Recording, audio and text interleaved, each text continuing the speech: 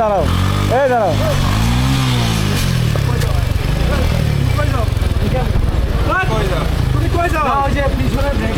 তুমি ব্রেক নেই, ঠিক আছে? তুমি চলে যাচ্ছ কেন? তুমি চলে যাচ্ছ কেন? আচ্ছা সরি আঙ্কেল।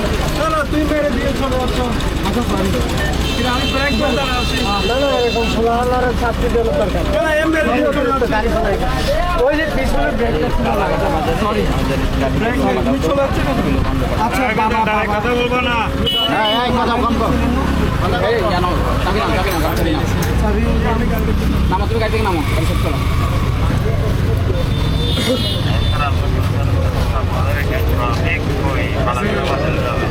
তোমাকে সিঙ্গেল দিচ্ছে, তুমি আরো চালিয়ে যাচ্ছ গা। ব্রেক কন্ট্রোল না হয়।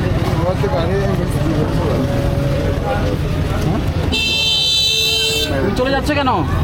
এই তুমি চলে যাচ্ছ কেন? কাঁদিছে কেন? সরি। সরি তো কোনো সমাধান না, সরি তো সমাধান না। তুমি একটা মানুষকে মাইরে ফেলবা, তারপর সরি বলবা। এই গাড়ি যেটা মারছে এটা কই?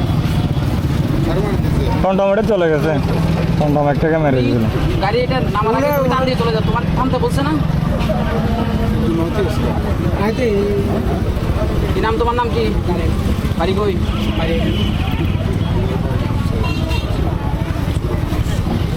কি নাম? বেশি কথা বলতে আসছে না।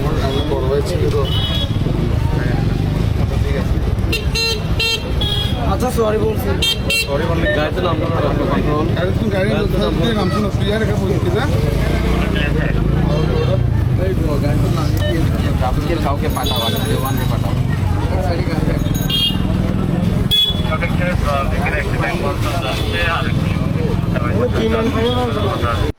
তখন SP sir Bandarban traffic box থেকে সার্জেনদের খবর দিল।